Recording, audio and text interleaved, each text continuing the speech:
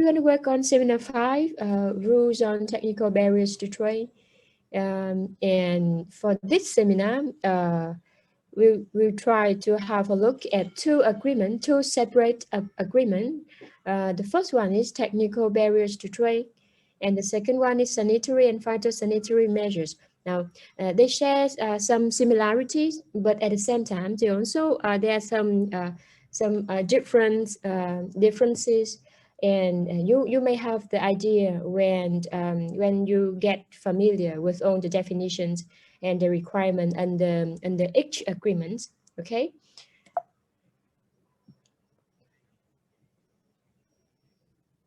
So let me provide you a very brief idea about these two agreements. Now, the result of the UA round was two new agreements that deal with national regulation standard. The first one is the Sbs Agreement, which deals with measures designed to protect human, animal, plant life or health, and the Tbt, which cover other technical standard that's not regulated by the Sbs. Okay, that is a very general idea about these two agreements that you may have in your mind when we talk about these two ones. Why we choose Sbs and Tbt to share with you this knowledge? It is because Tbt and Sbs are two non-tariff barriers that's mostly used in international trade, and they are considered as mostly affected to the importations in the international trade. And that is the reason why they have been chosen to present with you in this seminar. Now we talk about the first agreement, the Tbt Agreement, the purpose, and I will go briefly through on the very general definition and requirement under this agreement, and then for Sbs, I will focus on only the differences that may help you to analyze the differences between them. Okay. Now for Tbt, I will most of the time I will focus on this agreement, especially for today lectures. The purpose of the Tbt Agreement can be broadly described as first, to assure that technical regulations, standards, and conformity assessment procedures do not create unnecessary obstacles to international trade. And second, at the same time, with that target, then this agreement also try to leave members adequate regulatory discretion to protect humans, animal and plant life and health, security also, environment, consumer, and other policy interests. So,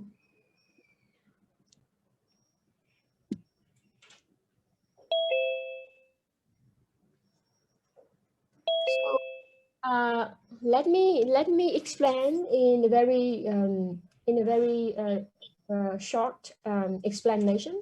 Now, the technical barriers to trade agreement try to ensure that regulation, standard, testing, and certification procedures do not create unnecessary obstacle to trade, but it also recognizes at the same time the country right to adopt the standard they consider that appropriate. Okay, and so, for example, for human, for animal or plant life or health, for the protection of environment, to meet other consumer interests. So, under this agreement, members are not prevented from taking such measures that necessary to ensure their standard. Okay, but that is counterbalanced with this discipline. Okay, so that is this approach is quite similar with all other agreement under the system of the WTO as you have been introduced. And so for the purpose of the agreement, please read further on the slide. Now I will move further into the objective. Now I have just mentioned that the Tbt Agreement seeks to balance two competing policy objectives. The first one is the prevention of protectionism, and the right of members to enact products regulations for approved legitimate public policy purposes.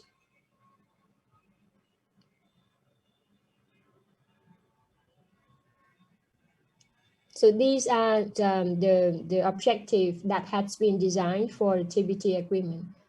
Now because we have mentioned the legitimate public policy purposes, so it is worth noting about the scope of these public policies purposes, what exactly they are and why it works for the WTO to accept such kind of right of the members.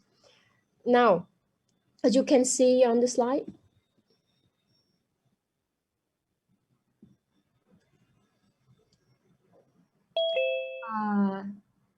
there are some legitimate objectives that has been mentioned, that has been listed under Article 2, Paragraph 2 of the Tbt Agreement. So what exactly are the legitimate purposes? Let's see the list together. Now the first one, a Tbt measures can be designed in order to protect human safety or health. And normally the largest number of technical regulations and standards are adopted to aim at protecting human safety or health. For example, they may prepare national regulations that require that motor vehicles to be equipped with seat belt to minimize injury in the event of road accidents, for example. And or in another case, they may require that sockets be manufactured in a way to protect user from electric shock, for example. And or you may see down there on the street a very common example of regulations whose objective is the protection of human health is labeling of cigarettes to indicate that they are harmful to health. So these are all the example that that you may have in your mind when we talk about technical regulations that aims to protect human safety or health. Okay, that's the first one. Now, the second objective that may be followed by, may be pursued by WTO members is the protection of animals and plant life or health. In general, regulations that protect animal and plant life or health are very common. They may include regulation intended to ensure that animal or plant species endangered by water, air, and soil pollutions do not become extinct. And some countries also require that endangered species of fish reach a certain length before they can be caught. So these are an example that you may see in the real life when different nations, different countries may apply their technical regulations. And for the third one, to protect the environment.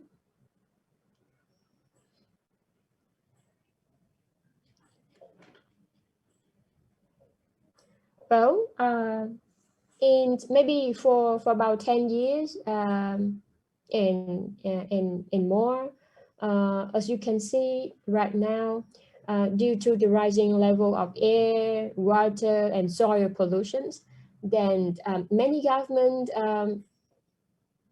try to adopt regulations that aims at protecting the environment. A regulation of this type cover, for example, let's say, the recycling of paper and plastic products, and or levels of motor vehicle emissions, for example. Okay, so these are the maybe also different measures that may be applied under the scope of Tbt Agreement also. And for the fourth one, to prevent deceptive practice. Let's see. Most of these regulations aim to protect consumer through information, mainly in the form of labeling requirements. And other regulation includes classifications and definition. Let's say also packaging requirement and measurements, for example, size, weight, so as to avoid deceptive practice.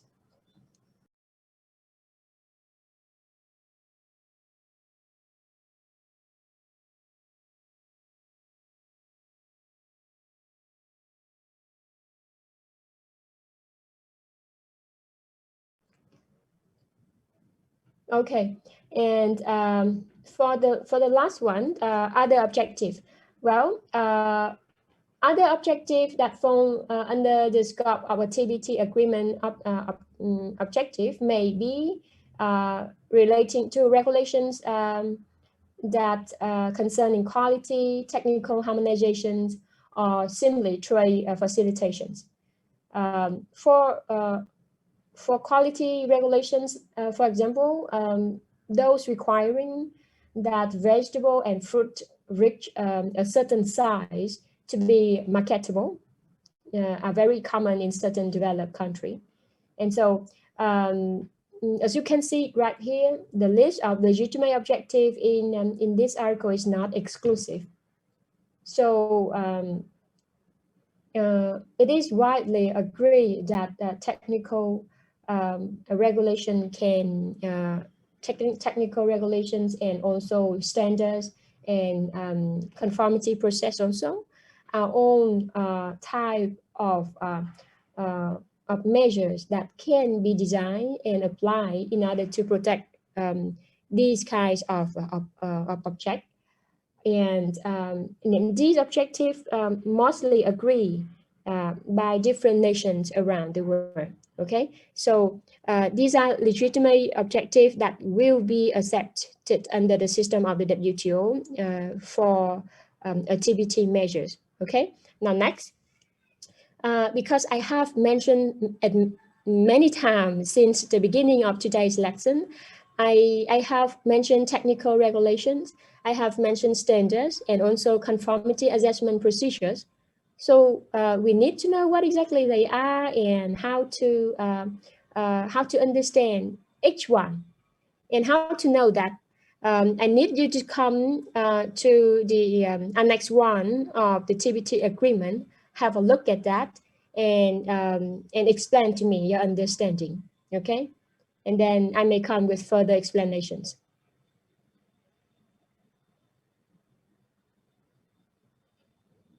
Please prepare with you Annex 1 right now.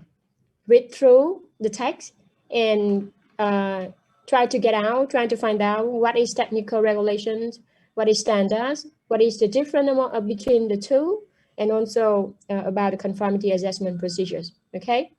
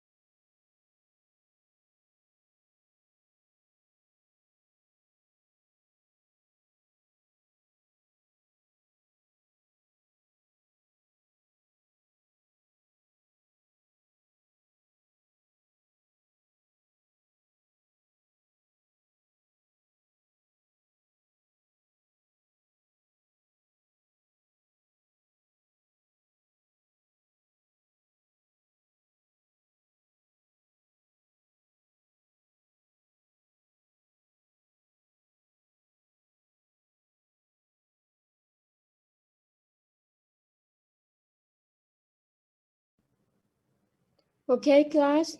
Now let's read the text together. Okay. For technical regulations, here's our the keywords that has been highlighted in these definitions. Now, pursuant to paragraph 1 of Annex 1 of Tbt Agreement, technical regulations is documents which lay down product characteristic or their related processes and production method, including the applicable administrative provisions with which compliance is mandatory. Okay, so here's on the keyword.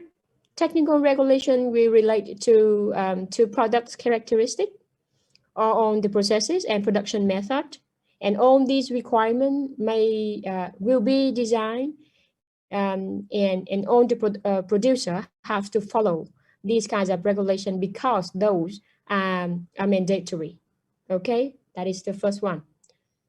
Now next, when we talk about technical regulations, then under a case law that has been adopted in the EC Sardine, then the IBA report has designed and provided 3-part test. As you can see on the slide, I have quoted them right here so that you may be easier to get along with the terms. Now, in this case, the appellate body referring back to its report in EC Asbestos, and they have mentioned and they repeat the 3-part test for determining if a measure is a technical regulations. The first one, does the document applies to an identifiable products or group of products? Second, the document must lay down one or more products characteristic. Okay, and third, compliance with these characteristics must be mandatory. So right here, let's say a law stating that only refrigerators that 1 meter height can be sold in state A is a kind of technical regulations. Or a law stating that all products packaging must be recyclable in is also another example of technical regulations. Okay, so here's the first definition. Now next we talk about standards.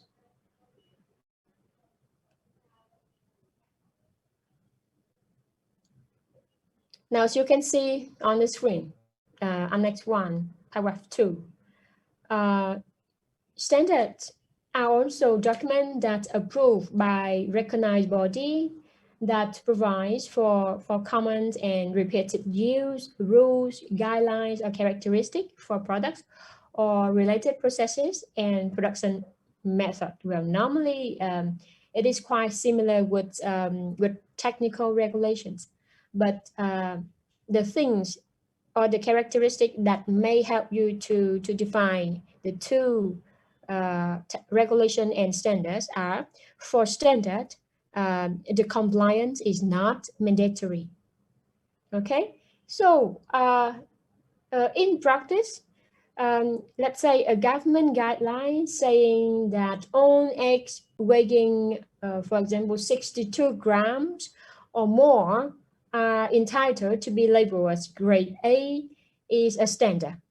Okay, and yeah, provided that eggs weighing less than 62 grams may still be sold to the market. Okay, and so that is an example. Then you may have for standard. On the products that cannot meet that kind of standard may still have the chance to sell to the market. Okay.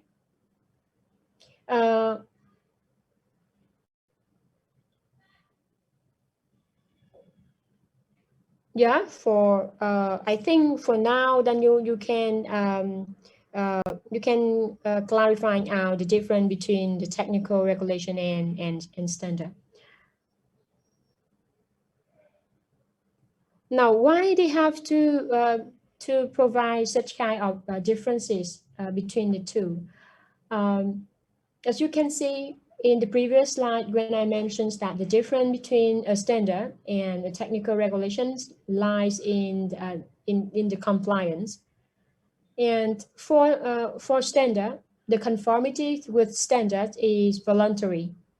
And for technical regulations, the conformities are by nature mandatory already in the law. So all the technical regulation normally will be included, will be adopted by government.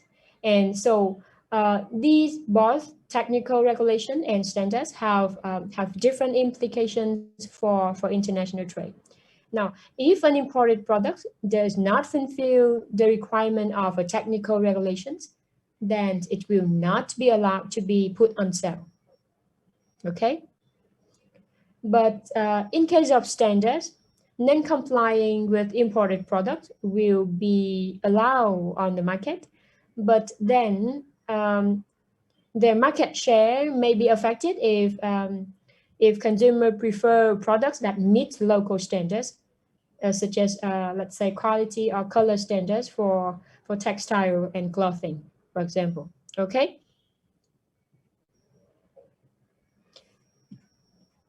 Right, now we talk about the conformity assessment procedures.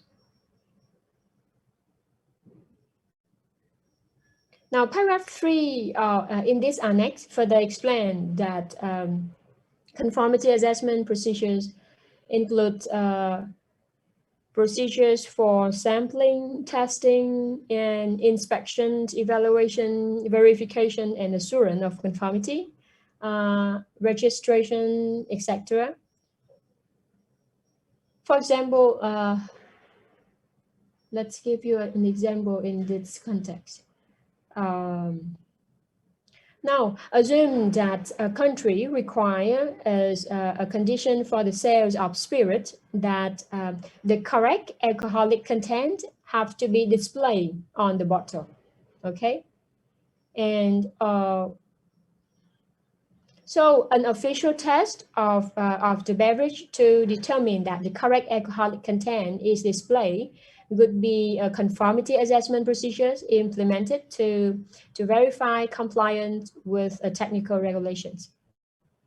Okay, so in short, the Tbt Agreement is applicable to technical regulations, to standards, and also to conformity assessment procedures applicable to technical regulation and standard. Okay, and the principal difference between the technical regulation and standards is that the compliance with a technical regulation is mandatory, while the compliance with the standards is voluntary. So I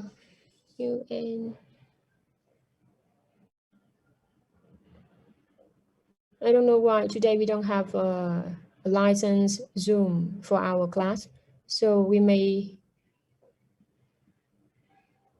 I really don't know how to upgrade it.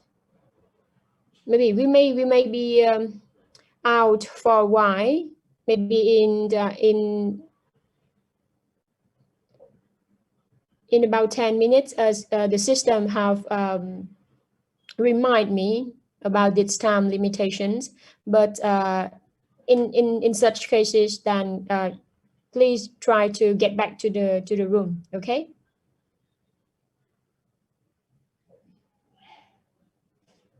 All right. Now need to be in hurry. Now we talk about main principles that has been designed under the Tbt Agreement. Now, as you have the idea that Tbt Agreement has 3 separate fields of application, as we have just talked about them: technical regulations, standards, and conformity assessment procedures. But these fields share some comments in principles and rules. And so this part concerns these common principles and rules that will be applied in these 3 fields. Okay, So you can see on the screen, I'm talking about the avoidance of unnecessary barriers. Second, non-discriminations. Third, harmonizations. Fourth, equivalence and mutual recognitions. And the last one, transparency. So we will have a look at these main principles that has been set out under this agreement. For the first one, avoidance of unnecessary obstacle to trade.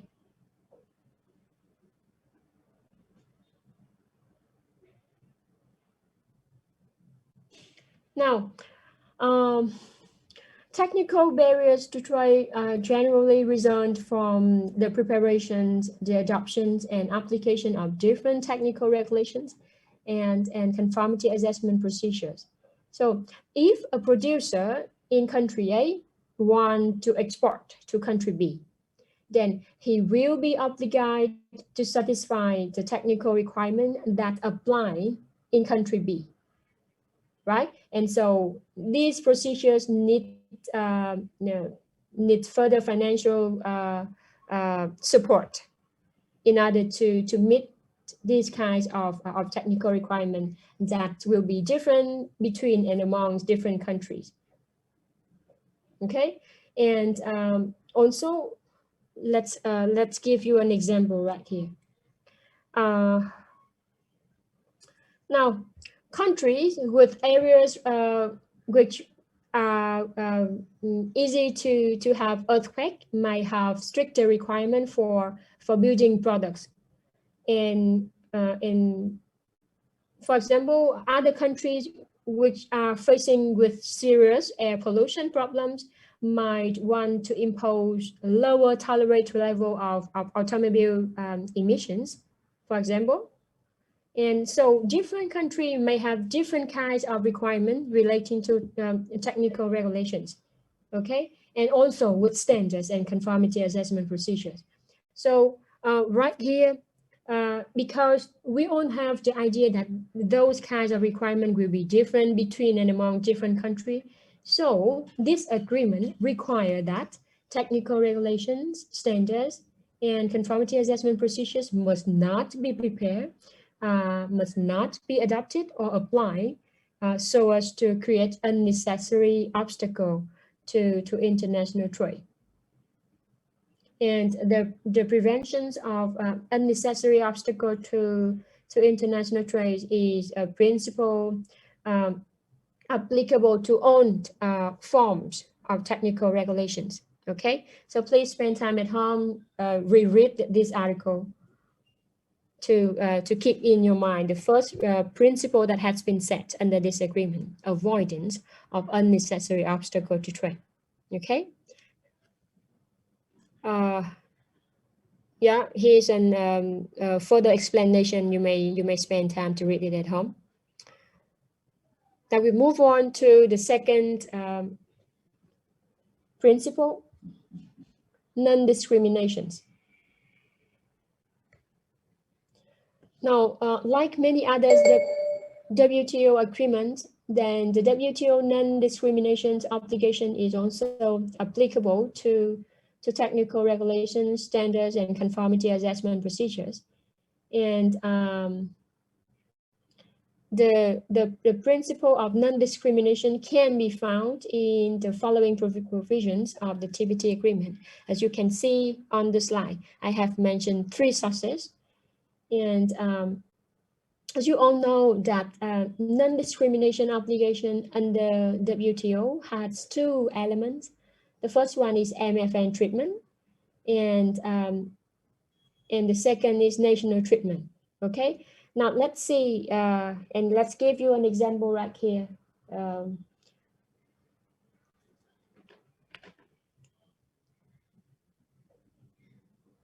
Okay, now state aid manufactures widget, and it's also buy widget from state B and state C. Okay, and all these 3 countries are WTO member. Assuming these widgets are like products, and then in that case, state A has an obligation to apply the same tax and regulatory treatment to widget import from state B and state C. So this is fall under the scope of MFN treatment. Okay. Second, state A also has an obligation not to favor a domestic widget for over widget import from state B or state C.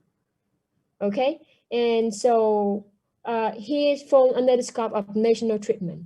And so in a nutshell, non-discrimination under the system of Tbt have nothing different in compared with MFN that has been mentioned under Article 1 and Article 3 of GATT 1994. Okay, the main content of non-discrimination is quite similar.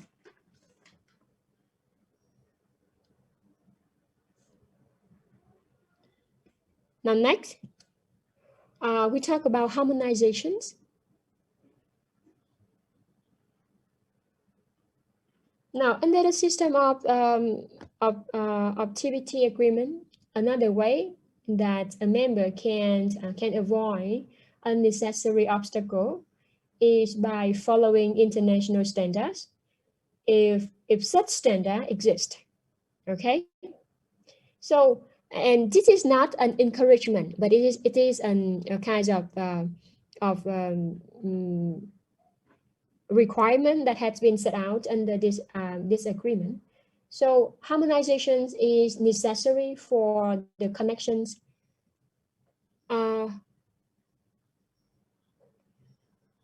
The system have just remind me that we don't have much time for this session, so I will stop the Zoom right now and invite you all to get back to the room to the room. Okay, so for now I have to stop it and end this meeting, and then I will reopen the room again so that you all can enter into it.